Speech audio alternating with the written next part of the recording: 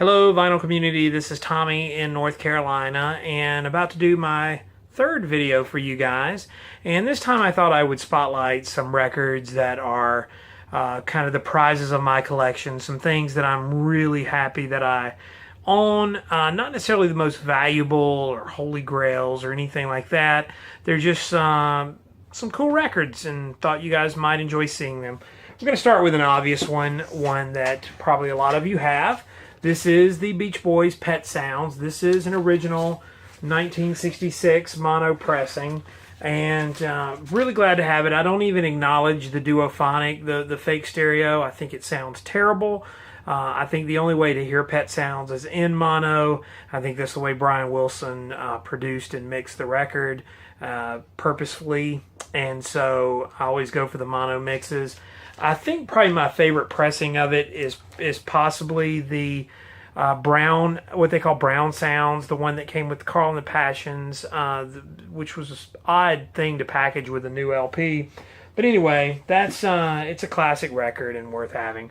This next one is one I picked up at a garage sale a couple of years ago around the corner from my house, and I've only seen one other copy in the wild at a record store in Arkansas. So I was really glad to find one of these, and of course I grabbed it immediately. This is an original copy of Radio City by Big Star. This is the Memphis band's second LP. Original founding member Chris Bell had left the band by this point. They were a three-piece led by Alex Chilton of the Box Tops. Most of you know the Big Star story. I highly recommend that you check out the movie Nothing Can Hurt Me. There's a lot of good information on there. This is a promo pressing on the Ardent label. It's not in the best shape, but it does play. There's no skips or anything. And as a Big Star fan, really, really happy to have a copy of that. This next one is one I picked up in Huntsville last year. This is Buffalo Springfield's first album, Buffalo Springfield, featuring Neil Young, Stephen Stills, and Richie Furay, one of the great American 60s bands. Most people know the hit For What It's Worth. This is the mono pressing on the Atco label. What's really cool about this particular copy is that this was pressed at the Monarch factory, and most record audiophile people highly recommend stuff that comes from Monarch, and this is no exception. Really glad to have this album. One of my favorite bands, one of my favorite albums. This next one is one that came out on Record Store Day recently. I did not buy the reissue because I have an original copy that was bought in a collection at a flea market. This is the Count 5 Psychotic Reaction, mono on the yellow double shot label. This is a garage rock sort of, I think it's 1966 is when this record came out, 66 or 67. But either way, this is one of those garage rock records. It's highly sought out by collectors everywhere.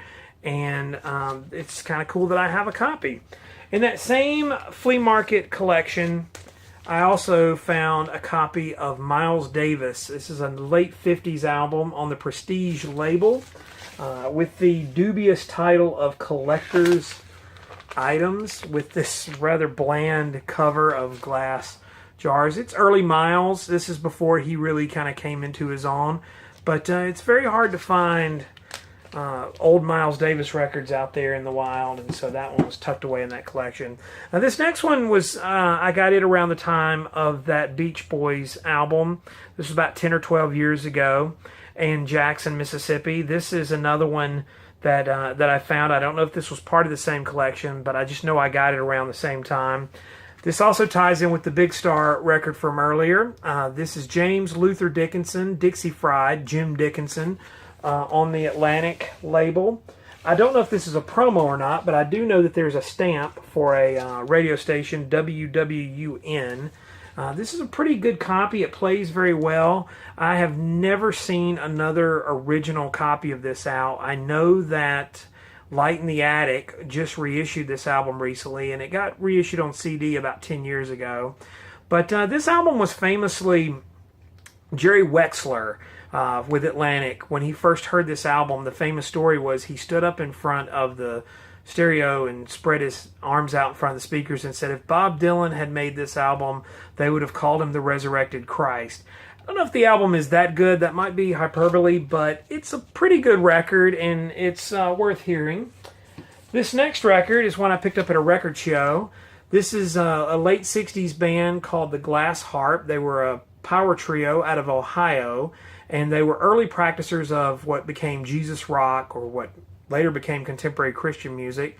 Most notably, they featured a young teenage guitarist named Phil Keaggy, who went on to be one of the all-time renowned guitarists in the world. Also, still around and touring and doing Christian rock music.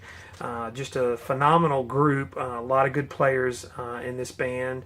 Daniel Pecchio and John Safara, also in this band with Phil Keaggy. And that's their first album on the Decca label.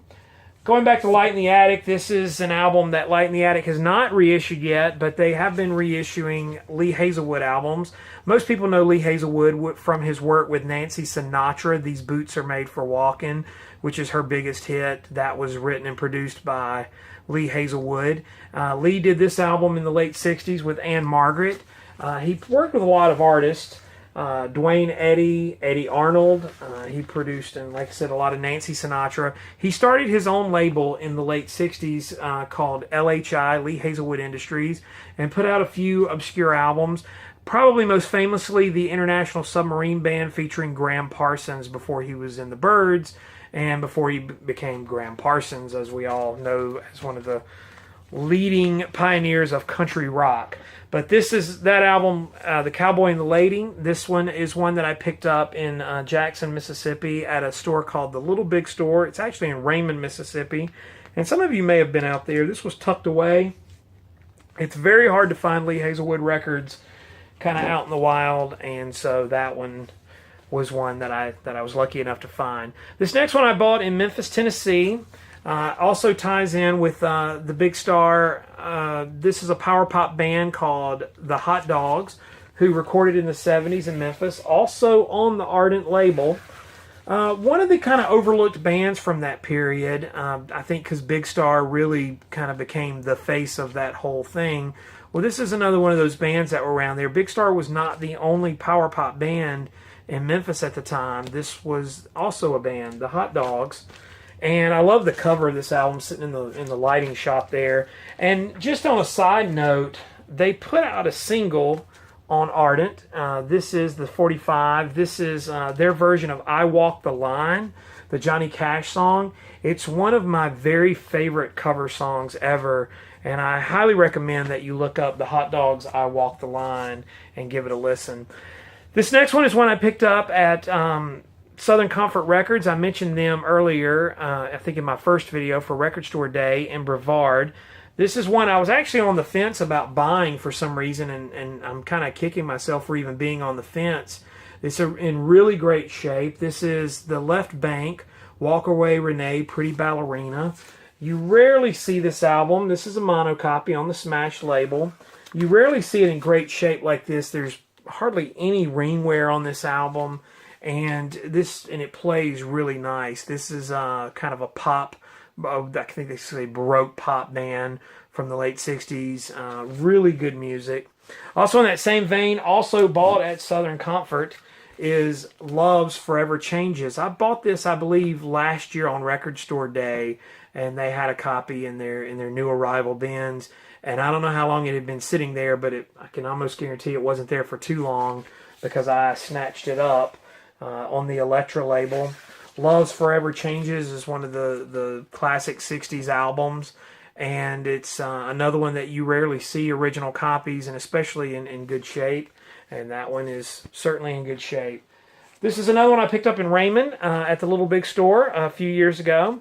This is Harry Nilsson's Aerial Ballet. What I like about it, it's got the shrink on it and still the hype sticker with it says contains the hit Everybody's Talking, and then of course the Variety quote from John Lennon about how Nilsson was his favorite American group on the Black RCA label. This is just a fantastic album. Most people know and love Harry Nilsson as one of the great pop vocalists. Coming back to Big Star again and Alex Chilton. Here is a copy of The Replacements' Pleased to Meet Me, produced by Jim Dickinson, who we spotlighted earlier as well. The Replacements, one of the great alternative pop bands, rock bands of the 80s on the Sire label. This is an original copy in really, really good shape. It plays very well. And this is a great record. It features the song Alex Chilton by The Replacements, which has the great line, "I never go far without a little big star."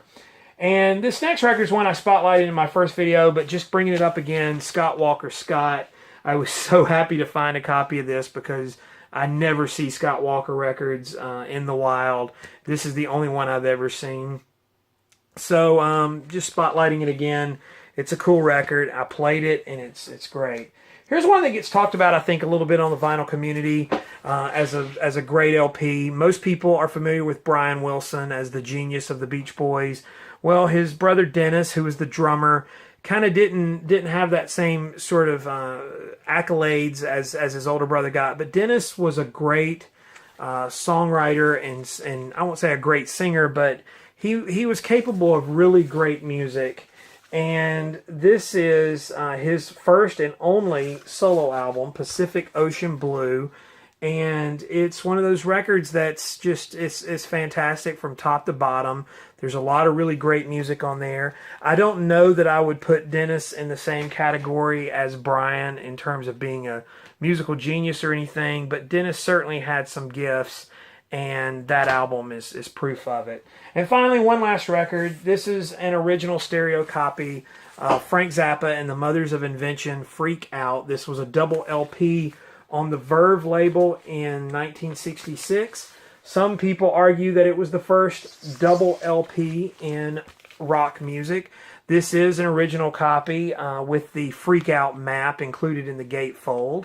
And so fans of Frank, and you rarely see Frank Zappa albums out there in the wild, and particularly in great shape. They are out there.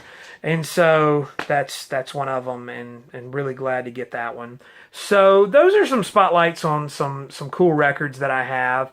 I might do some other videos coming up. I have a few ideas, but if you have any suggestions or comments, feel free to comment below. I want to thank everyone that's been tuning in and watching and subscribing and liking the videos that I've done so far. I'm relatively new to this, so I hope there's a little bit of a learning curve and that you guys are maybe a little more patient with me, but I hope that I'm showing you some good stuff that you are enjoying seeing and everything. In the meantime, you can follow me on Instagram and Twitter. It's TommyBurton75, and a lot of times on there I show what I'm spinning on my turntable currently. Go back and watch some of the other videos that I've done, and I've really been enjoying watching some of your stuff that I've seen out there. There's a few of you guys that I'm particularly enjoying a lot. And so hopefully maybe as I keep going I can respond to a couple of the videos that you guys have put out. One of the ones that I've been really enjoying is the Left Turn albums, and also another one that I was quite intrigued by was bands that you love, albums that you hate. And so I'm thinking on that, and probably going to do a video on the Beatles and stuff. I didn't put any Beatles in this stack, but a lot of discussion on the Beatles, and so I'm going to throw my hat into the ring, so to speak, probably coming up. But in the meantime, keep enjoying, keep spinning, and I'll see you guys again very, very soon. Thanks for watching.